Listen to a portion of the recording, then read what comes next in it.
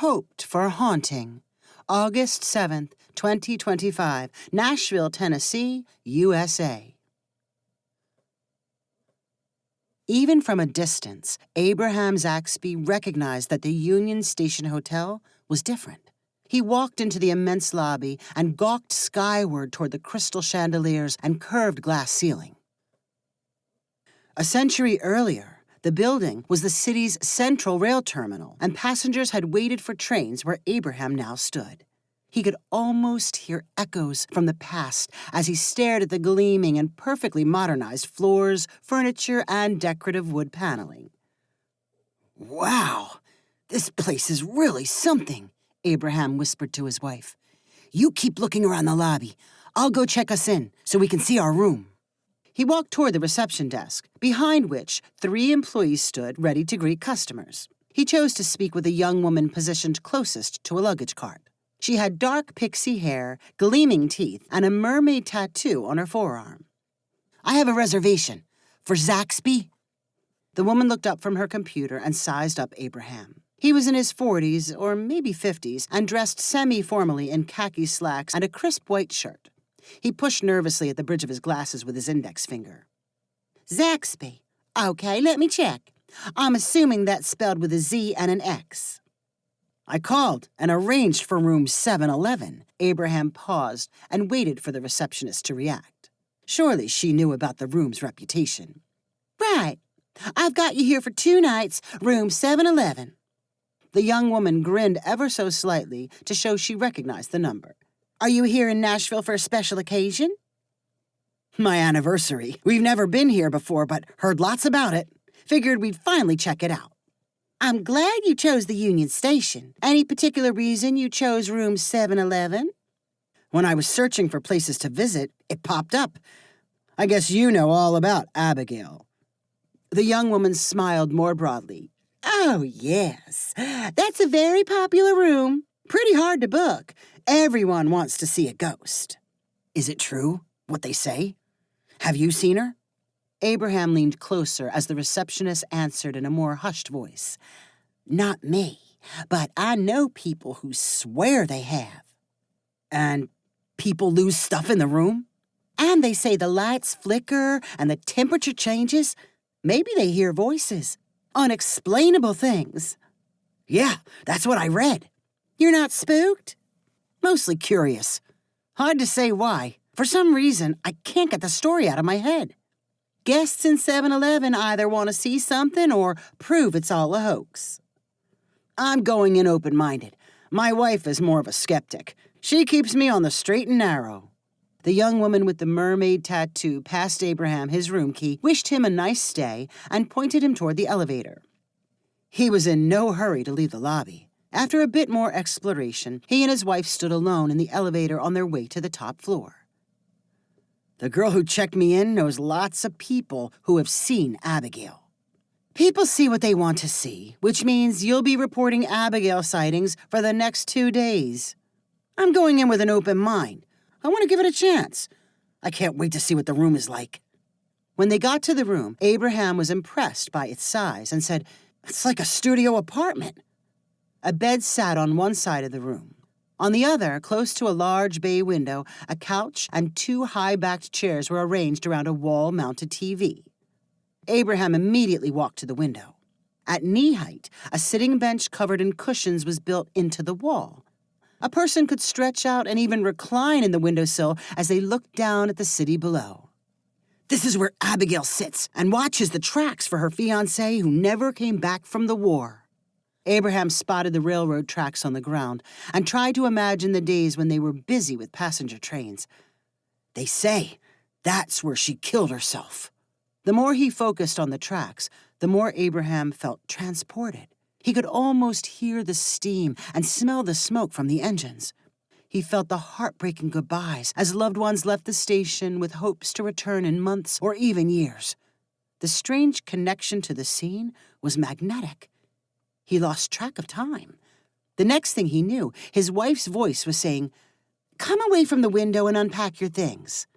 Shaking off his trance, Abraham unzipped his suitcase and hung his slacks and shirts in the room's closet. He walked his toiletries case into the bathroom and flipped it open. He instantly noticed something important was missing. My toothbrush is gone! He heard his wife's voice outside the bathroom say, You probably forgot to pack it.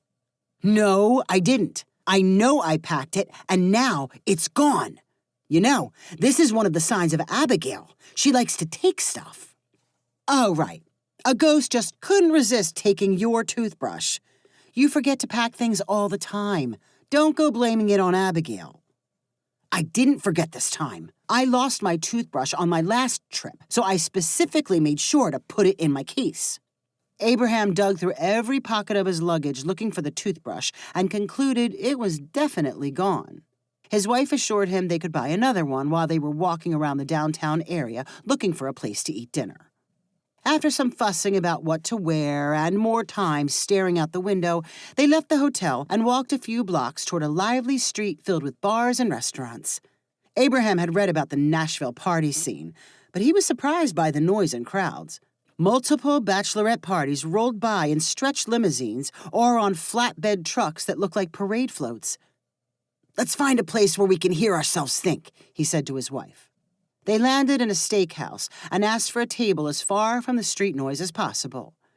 I wasn't expecting something this rowdy for our anniversary, Abram said aloud. On the way back to the hotel, they made a diversion into a drugstore where Abraham bought a new toothbrush. He put it in his shirt pocket and said, I'll keep this one close to me so Abigail doesn't get it. Whatever you say, but I hope you're not taking this Abigail stuff too seriously. Abraham smirked in response. When they returned to the hotel and exited the elevator on their floor, the hallway light above their room flickered. That's her! It's another sign! Lights do that all the time. I'll need to see something more convincing. Inside the room, Abraham was immediately drawn to the window. While he stared down at the tracks, he felt so chilled that he walked over to check the thermostat. There's definitely something weird going on with the temperature. This says 72 degrees, but I'm freezing. I feel fine. You're probably under a vent. He did not say it out loud, but Abraham clearly remembered that temperature fluctuations were another signal from Abigail. That night, as he laid in bed, he could not get comfortable. One minute he felt too hot and kicked off the covers. The next minute he was shivering. I can't sleep, he whispered to his wife. The temperature is all over the place. Abigail, again? You've had insomnia way before you ever heard about Abigail. Try your counting backwards trick. When morning light finally streamed through the room's enormous window, Abraham looked over and saw something glowing. The figure was translucent and moved gently and quietly. He watched in awe for a full minute before stirring his wife. I definitely see something by the window. I know it's her. She's glowing. Do you have your glasses on?